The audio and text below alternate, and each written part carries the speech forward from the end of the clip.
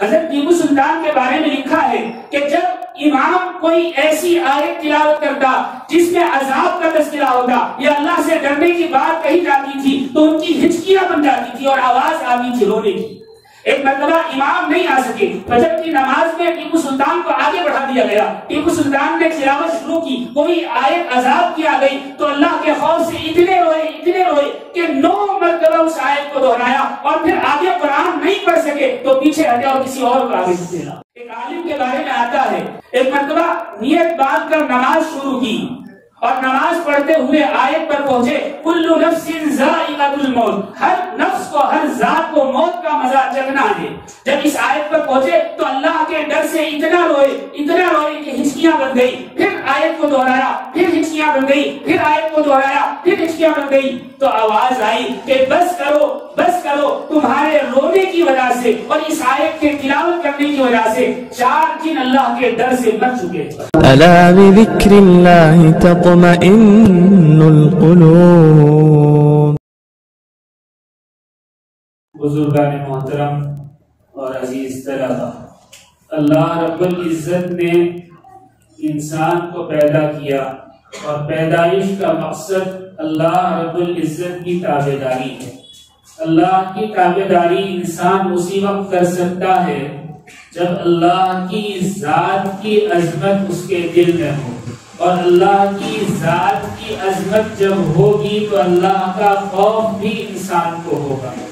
جتنی عظمت ہوگی اتنا ہی اللہ کا خوف ہوگا، انسان اللہ سے اتنا ہی ڈرے گا، اتنا ہی تقوی اختیار کرے گا، اتنی ہی پرہیزگاری اس کے اندر آئے گی، اتنا ہی وہ گناہوں سے بچے گا، اور اللہ رب العزت کی اتنی ہی زیادہ فرمانبرداری کرے گا۔ جب تک انسان کے اندر خوف نہ ہو، اللہ کا ڈر نہ ہو، تو اس کے اعمال میں اخلاص پیدا نہیں ہو سکتا۔ اخلاص کے لیے شرط ہے کہ اللہ کا ڈر ہو، اللہ کا خوف موجود ہو۔ میں نے ایک آیت آپ کے سامنے تلاوت کی، اللہ رب العزت ارشاد فرما رہے ہیں، یا ایھا الذین آمنوا، اے ایمان والو، اتقوا اللہ، اللہ سے ڈرو، اللہ سے ڈرو۔ اگر اللہ سے ڈریں گے تو کیا ہوگا؟ اللہ رب العزت فرماتے ہیں، یجعل لکم فرقانا، تمہیں فیصلہ کرنے والی چیز عطا کر دی جائے گی، ایک فرقان عطا کر دیا جائے گا۔ فرقان کہتے ہیں کہ ایسے دل کو جو حق اور باطل کا فیصلہ کرنے والا ہو، تمیز کرنے والا ہو، یہ پتہ لگ جائے کہ یہ سچ ہے یا جھوٹ ہے، یہ حق ہے یا باطل ہے۔ اس سے اللہ اور اللہ کے رسول راضی ہوں گے یا ناراض ہوں گے، اللہ رب العزت ایسا دل مومن کو عطا فرما دیں گے۔ صرف ڈرنے پر، اور پھر اس پر اتنا ہی نہیں بلکہ آگے فرمایا وَيُكَفِّرْ عَنْكُمْ سَيِّئَاتِكُمْ، اللہ رب العزت تمہارے گناہوں کو بھی معاف فرما دیں گے، دور کر دیں گے۔ اور پھر آگے کہا وَيَغْفِرْ لَكُمْ، اور تمہاری مغفرت بھی کر دیں گے۔ پھر اللہ رب العزت اپنی ذات کریمی کو بیان فرما رہے ہیں، وَاللَّهُ ذُو الْفَضْلِ الْعَظِيمِ، اللہ رب العزت بہت فضل و کرم فرمانے والے ہیں۔ مایوس نہیں ہونا، اللہ رب العزت کی ذات بڑی فضل والی ہے، کرم کرنے والی، لیکن شرط یہ ہے کہ اللہ سے ڈرا جائے۔ نبی کریم علیہ السلام سے کسی صحابی نے دریافت کیا، اے اللہ کے نبی، کبھی تو ہم اللہ رب العزت سے خوف کھاتے ہیں اور کبھی امید سے رہتے ہیں کہ اللہ رب العزت ہمیں معاف فرما دیں گے، بات سمجھ میں نہیں آتی کہ ہمارا ایمان کیسا ہے۔ نبی کریم علیہ السلام نے ارشاد فرمایا، اس خوف اور رجا کے درمیان جب مومن کا دل رہتا ہے تو سمجھو کہ ایمان کامل ہے۔ یعنی مومن ڈرتا ہے کہ کہیں اللہ رب العزت پکڑ نہ فرما لے، اور پھر اللہ سے امید بھی رکھتا ہے کہ اللہ رب العزت کی ذات بڑی بخشش کرنے والی ہے، معاف کرنے والی ہے، ہو سکتا ہے اللہ رب العزت معاف فرما دے۔ پھر خوف کھاتا ہے، پھر امید لگاتا ہے، پھر خوف کھاتا ہے، پھر امید لگاتا ہے۔ اس امید اور خوف کے درمیان جو شخص اپنا دل پائے تو سمجھو اس کا ایمان مکمل ہے۔ بہت سارے واقعات صحابہ کرام رضوان اللہ علیہم اجمعین کے ملتے ہیں جس میں اللہ سے ڈرنے کی بات کہی گئی ہے، یا اللہ سے ڈرنا کیسے حضرت عبداللہ بن عمر رضی اللہ تعالیٰ ایک مرتبہ کسی جنگل میں سفر کر رہے تھے، راستے میں کوئی اور قافلہ نہیں ملا، تنہا اپنے چند ساتھیوں کے ساتھ چلے جا رہے تھے۔ جنگل و بیابان میں پہنچے تو دیکھا کہ ایک چرواہا اپنی بکریوں کو چرا رہا ہے، کم عمر ہے، نوجوان ہے، ابھی زندگی کی بہاریں نہیں دیکھی۔ تو انہوں نے اس کو بلایا، سلام کلام ہوا اور کہا کہ آپ ہمارے ساتھ بیٹھے اور کھانا کھائیں۔ وہ ان کے ساتھ بیٹھا، کچھ کھایا پیا، کھانے کے بعد اس نے شکریہ ادا کیا اور چلنا چاہا۔ تو انہوں نے کہا کہ بھائی ایک کام کرو، تمہارے پاس اتنی ساری بکریاں ہیں، ایک بکری ہمیں بیچ دو۔ تو اس نے کہا کہ میں نہیں بیچ سکتا، اس لیے نہیں بیچ سکتا کہ یہ بکریاں جو ہیں میرے مالک کی ہیں، میں ان کا مالک نہیں، یعنی میں ملازم ہوں، مال کسی اور کا ہے، مجھے بیچنے کا حق حاصل نہیں۔ تو انہوں نے امتحان کے طور پر کہا کہ ایسا کرو، کچھ پیسے لے لو اور بکری دے دو، اتنی ساری بکریاں ہیں، اس میں سے ایک بکری نکال دو گے تو مالک کو کیا پتا چلے گا؟ اگر مالک پوچھے بھی تو کہہ دینا کہ بھیڑیا کھا گیا تھا اور تم پیسے رکھ لینا، اور یہ جو بکری ہے ہم اسے ذبح کریں گے، ہم بھی کھائیں گے اور تمہیں بھی کھلائیں گے۔ تو حضرت عبداللہ بن عمر کی بات سن کر اس نوجوان نے کہا کہ میرا مالک تو نہیں دیکھ رہا ہے، لیکن مالک الملک تو دیکھ رہا ہے، میں اس میں کسی طرح کی کوتاہی اور خیانت نہیں کر سکتا۔ یہ تو ایک امتحان تھا صحابی کا، لیکن جب انسان کے دل میں اللہ رب العزت کا خوف ہو اور وہ اللہ سے ڈرتا ہو تو پھر تنہائی میں بھی کوئی گناہ کرنے سے، کوئی خیانت کرنے سے کانپے گا، اور اس کے دل میں سوال آئے گا کہ روز قیامت میں اللہ کو کیا جواب دوں گا۔ حضرت عمر فاروق رضی اللہ تعالیٰ عنہ کا بڑا مشہور واقعہ ہے۔ آپ رات میں گشت کر رہے تھے، ایک گھر کے اندر سے آواز آئی، ایک ماں نے اپنی بیٹی سے کہا کہ بیٹی دودھ کم ہے، اس میں پانی ملا دو تاکہ جب خریدنے والے آئیں تو ان کو پورا دودھ دیا جا سکے۔ تو بیٹی نے کہا کہ عمر کا دور ہے اور عمر کو اگر پتہ چل گیا تو کیا ہوگا؟ تو ماں نے کہا کہ اس وقت عمر تھوڑی ہی دیکھ رہا ہے، عمر تو اپنے مکان میں سو رہے ہوں گے، عمر کو کیا پتا چلے گا؟ تو بیٹی نے کہا کہ ماں عمر تو نہیں دیکھ رہے ہیں، لیکن عمر کا خدا تو دیکھ رہا ہے۔ جب یہ خوف ہوتا ہے تو نسلوں تک اس کا اثر پہنچتا ہے۔ صبح ہوئی، حضرت عمر فاروق نے اس خاتون کو اس کی بیٹی کے ساتھ اپنے یہاں بلوایا اور کہا کہ رات جو تمہاری باتیں ہوئی تھی میں نے سب سن لی، میں اپنے بیٹے کا نکاح تیری بیٹی سے کرنا چاہتا ہوں، تقوی کی بنیاد پر، اللہ سے ڈرنے کی بنیاد پر۔ اور پھر کیا ہوا؟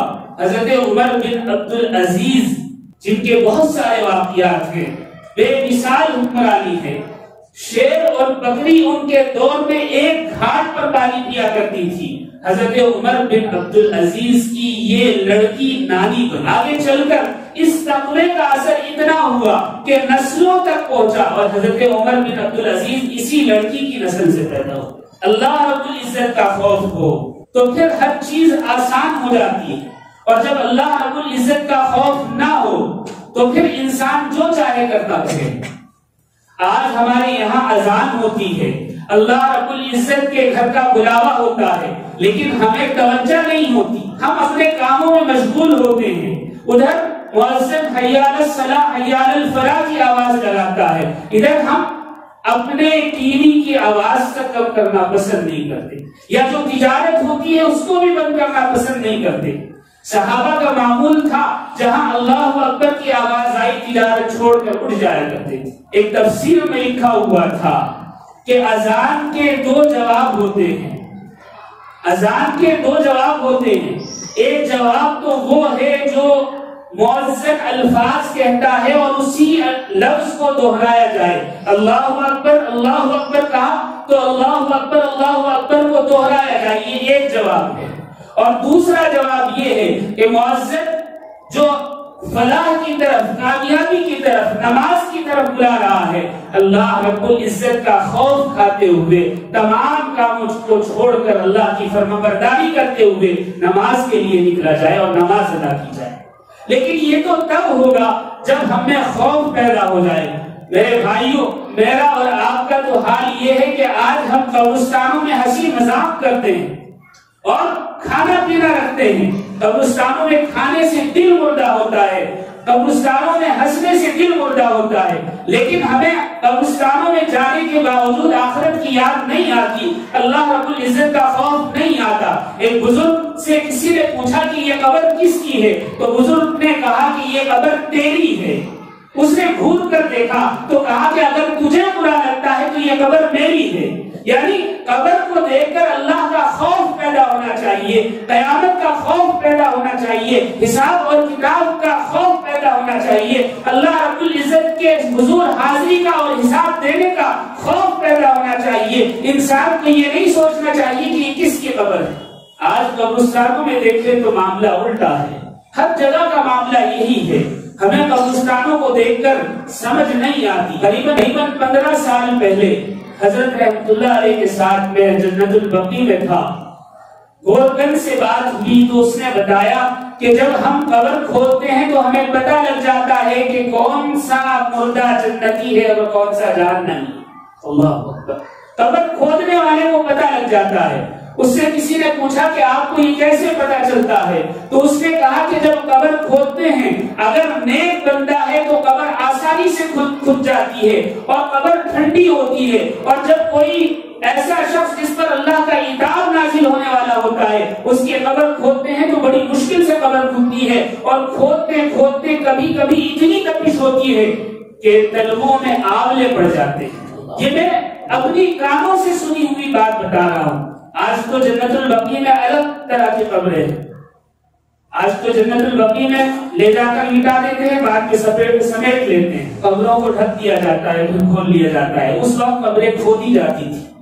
ایک بزرگ گزرے ہیں مسلم بن عمر، وہ بتاتے ہیں کہ ہمارے پڑوس میں ایک شخص تھا جس کی ساری زندگی قبریں کھودتے ہوئے گزر گئی.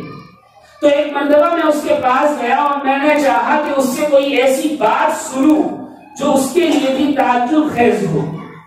میں نے اس سے کہا کہ کوئی ایسا واقعہ سنا دو جس سے عبرت ہو اور تمہارا آنکھوں دیکھا ہو. تو مسلم بن عمر سے اس گورگن نے کہا کہ میرا یہ معمول تھا کہ میں روزانہ 3 قبریں کھودا کرتا تھا. ایک مرتبہ میں نے ایک قبر کھودی، پھر دوسری کھودی. جب تیسری قبر کھودنے لگا تو بڑی مشکلوں سے قبر کھودی، اور کھودتے ہوئے قبر کے اندر سے تپش محسوس ہوتی تھی. میں پریشان ہو گیا، بڑی مشکلوں سے قبر تیار ہوئی. پھر میں ایک درخت کے نیچے لیٹ گیا، سوچا کہ دیکھوں قبر تو میں نے بنا دی ہے، اب ان قبروں میں کون لوگ آئیں گے. دیکھتے ہیں تھوڑی دیر کے بعد ایک جنازہ آیا جس کے ساتھ صرف 9 لوگ تھے.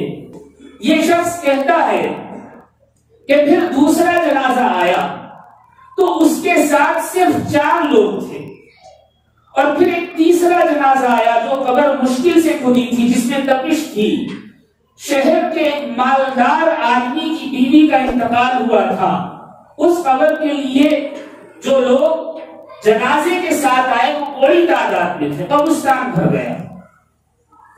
اس سے پہلے ایک واقعہ ہوا. وہ واقعہ کیا تھا؟ کہا کہ جب میں درخت کے نیچے لیٹا تو میں نے اپنی کھلی آنکھوں سے دیکھا کہ آسمان سے 2 سوار اترے ہیں، اور پہلی قبر جو میں نے بنائی تھی اس کے سرہانے اور پائنتی کھڑے ہو گئے. اور ایک نے کہا کہ اس کا سائز کیا ہوگا، یعنی قبر کتنی لمبی اور چوڑی ہوگی. تو دوسرے نے کہا کہ لکھو 12 میل چوڑی اور 12 میل لمبی. تو اس نے لکھ لیا. پھر دوسری قبر کے سرہانے اور پائنتی کھڑے ہوئے اور کہا کہ اس کا سائز کیا ہوگا. تو دوسرے نے کہا کہ اس کا سائز تا حد نگاہ ہے، جہاں تک نگاہ جائے وہاں تک اسے کشادہ کر دیا جائے. اور پھر تیسری قبر کے سامنے کھڑے ہوئے اور پوچھا کہ اس کا سائز کیا ہوگا. تو ایک نے اپنے ہاتھ کو ایسے اٹھایا اور کہا کہ اس انگلی اور اس انگوٹھے کے درمیان جو سائز ہے یہ سائز ہوگا. اللہ حفاظت فرمائے. تو اس نے وہ بھی لکھ لیا. پہلا جنازہ آیا جو 12 میل چوڑی اور 12 میل لمبی قبر کا فیصلہ ہوا تھا، اس کے ساتھ صرف 9 لوگ آئے. میں نے پوچھا کہ یہ کون ہے؟ کہا کہ یہ ہمارے شہر کا سب سے غریب آدمی ہے، اس کو کھانے میں بھی فاقہ ہوا کرتا تھا. کھانا نہیں تھا، لیکن ایک چیز میں بڑا مالدار تھا، وہ یہ کہ یہ سجدہ کرتا اللہ کے خوف سے ساری رات روتا رہتا تھا۔ تو اس نے کہا کہ واقعی اس خوف کی وجہ سے اللہ نے 12 میل جوڑی اور 12 میل لمبی اس کی قبر بنا۔ کہا کہ یہ تو جنتی ہے۔ دوسرا جنازہ آیا جس کو کہا کہ تا حد نگاہ، یعنی جہاں تک نگاہ جاتی ہو، نظر جاتی ہو، یہ قبر اتنی چوڑی کر دی جائے۔ تو پوچھا کہ یہ کون ہے؟ کہا کہ ہم بھی نہیں جانتے کہ کون ہے، ایک مسافر تھا، باشرہ تھا، یہاں انتقال ہو گیا، ہم نے سوچا کہ اسے دفنا دیں، تو یہاں قبرستان میں لے آئے۔ اور پھر جب تیسرا جنازہ آیا تو پوچھا کہ یہ کون ہے؟ کہا کہ شہر کے سب سے مالدار آدمی کی بیوی ہے، لیکن دولت تو دنیا بھر کی تھی، دین ذرہ برابر بھی نہیں تھا۔ گورگن کہتا ہے مسلم بن عمر اس دن سے میری زندگی بدل گئی کہ اگر اللہ کا خوف ہے تو کام آنے والا ہے، ورنہ کچھ کام نہیں آتا، کوئی چیز کام آنے والی نہیں۔ اللہ رب العزت کا خوف ہو تو انسان کے اعمال سدھر جاتے ہیں۔ ایک نوجوان بازار میں کچھ بیچا کرتا تھا، ایک مالدار عورت آئی اور اس نے کہا کہ یہ سامان سب کا سب مجھے دے دو۔ اس نے کہا کہ آپ لے لیں، قیمت ادا کر دی۔ اس عورت نے کہا کہ یہ سارا سامان اٹھا کر لے چلو اور میرے گھر تک پہنچا دو۔ وہ سارا سامان لے کر اس کے مکان پر پہنچا۔ جب گھر کے اندر داخل ہوا تو اس عورت کی نگاہ اس پر بری ہو گئی، اس عورت کے دل میں گناہ کا خیال آ گیا۔ مالدار عورت تھی، اپنے نوکروں سے کہا کہ اسے باہر جانے نہیں دینا، اور اسے بلایا اور کہا کہ میں ایسے ایسے چاہتی ہوں، یعنی برائی کا ارادہ کیا۔ اس نوجوان نے کہا کہ میں اللہ سے خوف کھاتا ہوں، اللہ سے ڈرتا ہوں، میں یہ کام نہیں کر سکتا۔ اس عورت نے کہا کہ سارے دروازے بند ہیں، تو کسی صورت باہر نہیں نکل سکتا، اگر باہر نکلے گا تو پھر میں شور مچا دوں گی کہ اس نے برا کیا ہے۔ اب یہ نوجوان پھنس گیا۔ اس نے کہا کہ اچھا مجھے تھوڑی سی مہلت دیں، وہ یہ کہ میں استنجے سے فارغ ہو لوں، حمام جانا چاہتا ہوں، بیت الخلا کہاں ہے مجھے بتا دیں۔ وہ گیا اور اس نے بیت الخلا سے فراغت حاصل کی، اور وہ جو گندگی تھی اس کو سر سے پاؤں تک مل لیا، اور ملنے کے بعد باہر نکلا تو اس عورت نے اس حالت میں اسے دیکھا تو کہا کہ یہ تو بڑا گندا آدمی ہے، اسے فوراً باہر نکالو۔ جب باہر نکالا تو لوگ اس پر ہنس رہے تھے۔ گھر پہنچا، گھر پہنچنے کے بعد نہایت ہویا۔ کتابوں میں لکھا ہے کہ مرنے کے بعد تک اس نوجوان کے جسم سے مشک اور عنبر کی خوشبو اٹھتی ہے۔ دنیا میں اللہ سے ڈرنے کا انعام یہ ملا۔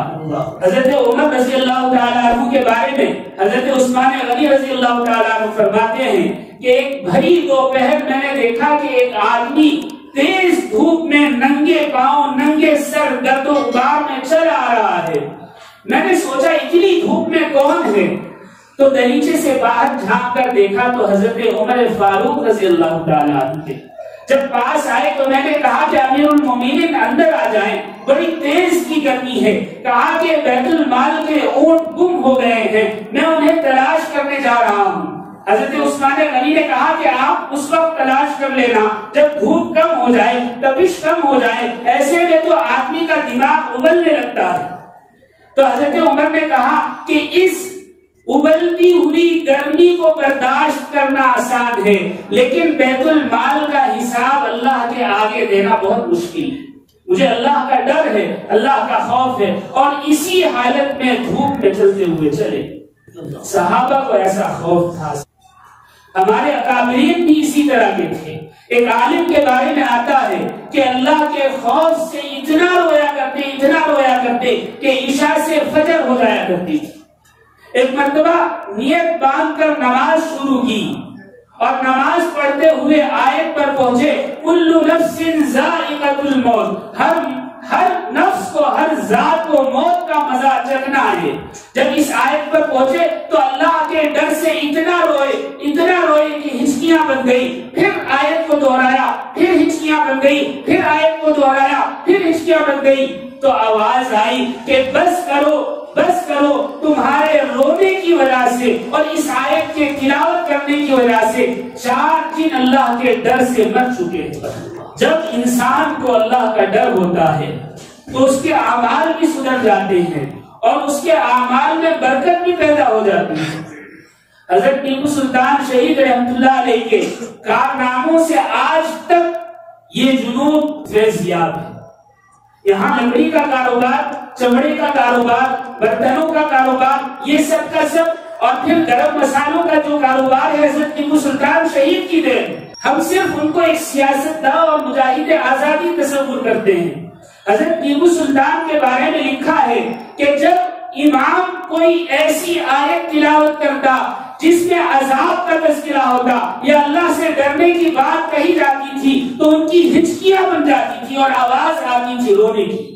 ایک مرتبہ امام نہیں آ سکے، فجر کی نماز میں ٹیپو سلطان کو آگے بڑھا دیا گیا۔ ٹیپو سلطان نے تلاوت شروع کی، کوئی آیت عذاب کی آ گئی تو اللہ کے خوف سے اتنے روئے کہ 9 مرتبہ اس آیت کو دہرایا، اور پھر آگے قرآن نہیں پڑھ سکے تو پیچھے ہٹے اور کسی اور کو آگے چلا۔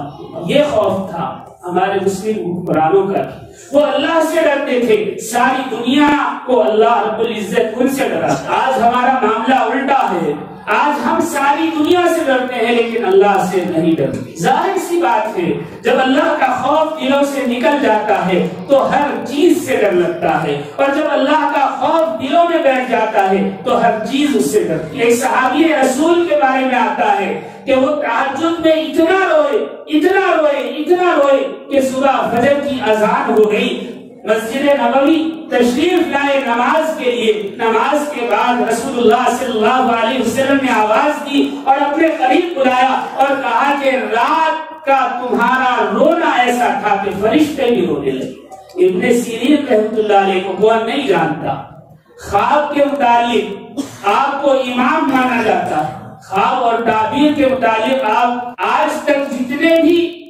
علماء گزرے ہیں تعبیر الرؤیا میں ان کی امام تصور کیے جاتے۔ آپ کی ایک بہن تھی حفصہ، گھر میں ایک چھوٹی سی مسجد بنا لی تھی اور اس مسجد میں رات دن مصلی پر بیٹھی رہتی، تلاوت کرتی، ذکر میں مشغول ہوتی، نماز پڑھتی، کوئی اور کام نہیں تھا، اللہ نے فراخی عطا فرمائی تھی، رات دن وہیں گزرتا، صرف وضو کے لیے اور ضرورت کے لیے اس مسجد سے باہر نکلتی۔ کسی نے پوچھا حفصہ کا کیا حال ہے، یعنی مزاج کیسا ہے، معمولات کیا ہیں، تو جو باندی تھی اس نے کہا کہ بہت اچھا ہے، رات دن عبادت میں مصروف رہتی ہیں۔ چونکہ باندی نادان تھی، جانتی نہیں تھی، تو اس نے کہا کہ پتہ نہیں حفصہ سے کیا گناہ سرزد ہوا ہے کہ عشاء کے بعد نیت باندھتی ہیں تو فجر تک اس گناہ کے خوف سے روتی رہتی۔ کوئی گناہ نہیں تھا بلکہ اللہ کا ڈر تھا، باندھی نہیں جانتی تھی کہ کیا معاملہ، وہ یہ سمجھی کہ کسی گناہ کے ڈر سے روتی رہتی ہیں، وہ تو اللہ کے خوف سے رویا کرتی تھی۔ اور یہ کیسی بہن تھی، ابن سیرین اگر قرآن کو کہیں سمجھنے میں پریشان ہوتے تو شاگردوں سے کہتے کہ حفصہ سے پتہ کر، اور ابن سیرین بھی کوئی معمولی آدمی نہیں تھے۔ انتقال کے وقت بہن رونے لگی تو ابن سیرین نے کہا کہ کیوں روتی ہو، میں نے اسی کونے میں جہاں میں بیٹھا ہوں 27,000 قرآن کریم مکمل کیے۔ ایسا شخص قرآن کی تلاوت میں یا تفسیر میں جہاں پریشان ہوتا تو بہن کی طرف بھیج دیتا۔ اللہ، یہ وہ لوگ تھے جو حقیقت میں اللہ رب العزت سے ڈرنے والے تھے۔ رابعہ بصریہ کے بارے میں آتا ہے کہ ایک مرتبہ ایک آدمی بھنا ہوا گوشت کھا رہا تھا تو اسے دیکھ کر رونے لگی۔ وہ یہ سمجھا کہ شاید یہ بھی گوشت کھانا چاہتی ہیں، اس نے گوشت لیا اور ان کے سامنے رکھا اور کہا کہ آپ بھی کھا لیں۔ تو رابعہ بصریہ نے کہا کہ میں اس لیے نہیں رو رہی ہوں، میں رو اس لیے رہی ہوں کہ جب ہم گوشت کھاتے ہیں یا کباب کھاتے ہیں یا ٹکے اور اس طرح کی کوئی اور چیز کھاتے ہیں تو پہلے جانور کو ذبح کرتے ہیں، پھر اس کی کھال اتارتے ہیں، پھر اسے آگ پر بھونتے ہیں۔ میں تو اس بات سے ڈر رہی ہوں قیامت کے دن نہ تو ذبح کیا جائے گا، نہ جان نکالی جائے گی، انسان زندہ ہوگا، کھال بھی موجود ہوگی، لیکن گناہوں کے سبب اس کو بھونا جائے گا۔ جب انسان میں خوف ہوتا ہے تو وہ قدم قدم کو پھونک پھونک کر چلتا ہے۔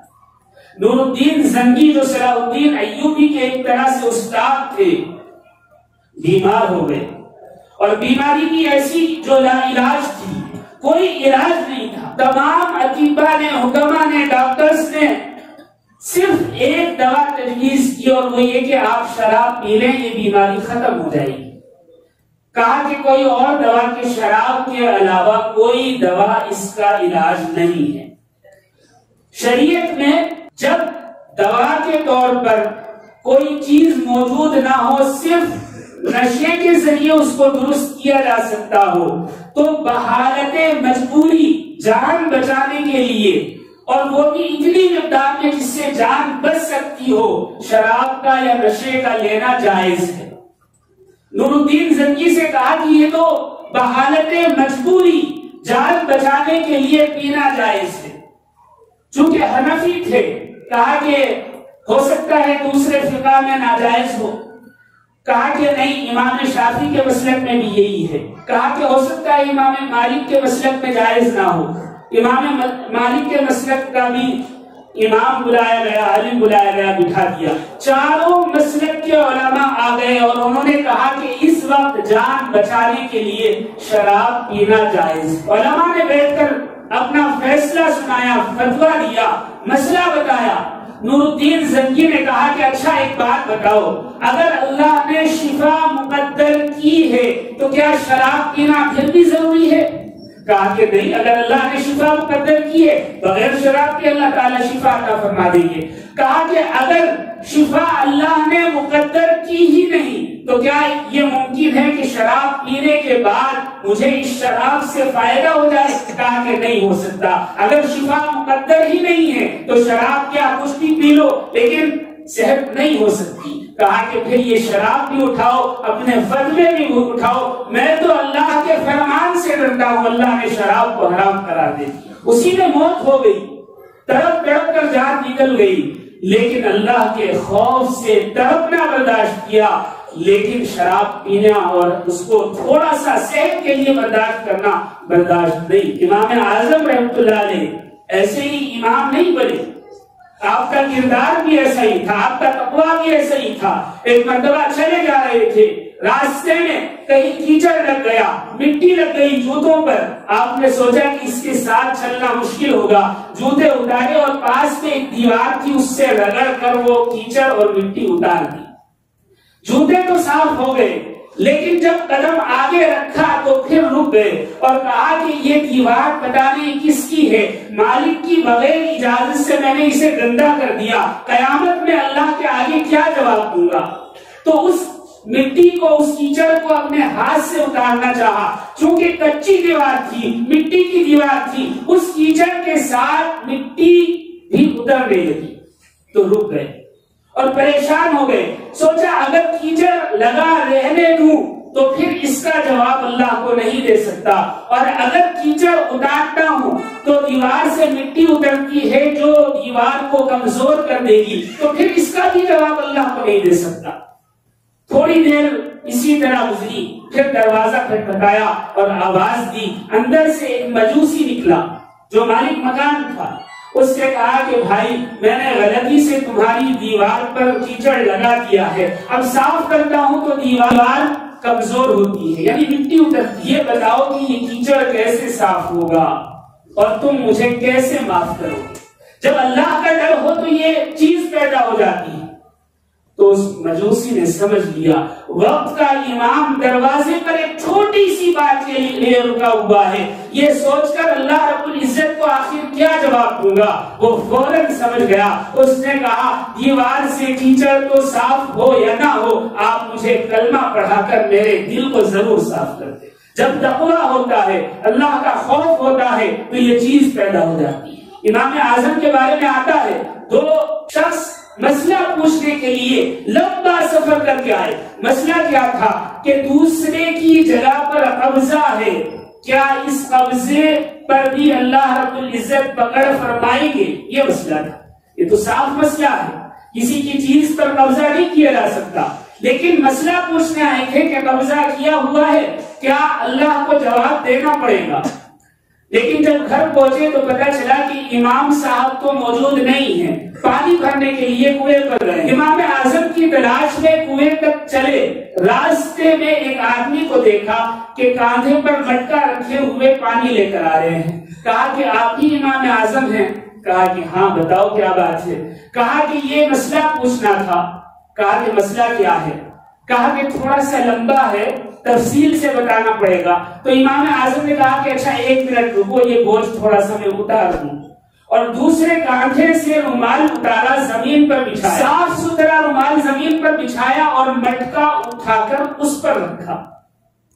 تو ان دونوں نے کہا کہ بات سمجھ میں نہیں آ رہی ہے، آپ نے صاف رومال بچھایا اور گیلا مٹکا ہے، جب اس پر رکھا گیا تو اس پر مٹی لگ جائے گی، گندا ہو جائے گا، یہ معاملہ کیا تھا؟ تو امام اعظم نے کہا کہ یہ چھوڑ دو، آپ اپنا مسئلہ پوچھو۔ کہا کہ نہیں، پہلے آپ اس بارے میں بتائیے، آپ نے رومال گندا کیوں کیا؟ کہا کہ میں نے رومال گندا اس لیے گوارا کیا کہ جب میں یہ مٹکا رکھتا تو گیلا ہونے کی وجہ سے اس پر مٹی لگ جاتی، اور جب میں اسے اٹھا کر چلتا تو وہ مٹی میرے گھر تک پہنچ جاتی، اور یہ مٹی جو ہے کسی اور آدمی کی ہے، زمین کسی اور آدمی کی ہے، اس کی ایک مٹھی مٹی بھی میں اپنے گھر لے جانا نہیں چاہتا، اللہ کو حساب دینا ہو۔ تو یہ دونوں واپس پلٹ پڑے۔ امام اعظم نے کہا کہ مسئلہ تو پوچھ لو۔ کہا کہ مسئلہ تو حل ہو گیا، جب ایک مٹھی مٹی بھی اپنے گھر لے جانے پر اللہ کو حساب دینا ہوگا تو کسی زمین پر قبضہ کر کے پھر کیا ہوگا؟ ہر چیز کا اللہ کو حساب دینا ہے، اللہ کو حساب دینا ہے۔ اللہ رب العزت نے دل صرف اپنے لیے بنایا ہے۔ شیطان جب حضرت آدم کے قدرے میں داخل ہوا تو ہر رگ میں دوڑا، لیکن دل کے اندر داخل نہیں ہو سکا۔ پوچھا اے اللہ یہ کیا چیز ہے؟ کہا کہ یہ دل ہے اور دل میرے لیے ہے، اس میں کسی اور کا دخل نہیں ہو سکتا۔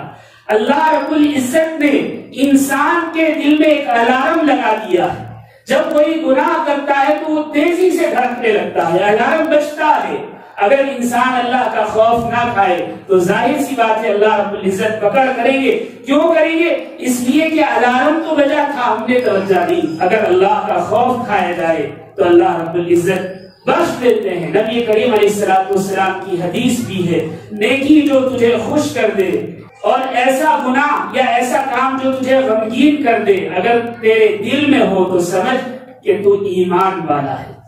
اور یہ تو ہوتا ہی۔ نبی کریم علیہ السلام کی ایک اور حدیث ہے کہ اللہ سے خوف کھانے سے، ڈرنے سے انسان کے جسم سے گناہ ایسے جھڑتے ہیں جیسے سوکھے درخت سے پتے جھڑتے ہیں۔ اور ایک اور حدیث ہے، نبی کریم علیہ السلام نے ارشاد فرمایا اللہ کے ڈر سے رونے والے پر جہنم اس طرح حرام ہو جاتی ہے جیسے تھنوں سے نکلا ہوا دودھ واپس تھنوں میں نہیں جاتا، یعنی جیسے تھن سے نکلا ہوا دودھ واپس تھن میں داخل ہو ہی نہیں سکتا، اللہ رب العزت سے ڈرنے والا ایسے جہنم میں داخل ہو ہی نہیں سکتا۔ نبی کریم علیہ السلام کی ایک اور حدیث ہے، آپ فرماتے ہیں اللہ رب العزت کو 2 قطرے بڑے پسند ہیں، ایک شہید ہونے والے کے خون کا قطرہ اللہ کو بڑا پسند ہے، اور دوسرا اللہ کے ڈر سے رونے والی آنکھ کا آنسو۔ نبی کریم علیہ السلام کی ایک اور حدیث ہے، آپ علیہ السلام نے ارشاد فرمایا 2 آنکھوں پر جہنم حرام ہے یا جہنم کی آگ حرام ہے، ایک وہ آنکھ جو سرحد پر ملک کی حفاظت کے لیے جاگے، اس میں شرط ایمان، اور ایک وہ آنکھ جو اللہ کے ڈر سے خوف سے آنسو بہائے، اس پر بھی جہنم کی آگ حرام ہے۔ اللہ رب العزت مجھے اور آپ کو کہنے سننے سے زیادہ عمل کی توفیق عطا فرمائے۔ وآخر دعوانا ان الحمدللہ رب العالمین۔ کعبے پہ پڑی جب پہلی نظر، کیا چیز ہے دنیا بھول گیا، کیا چیز ہے دنیا بھول گیا۔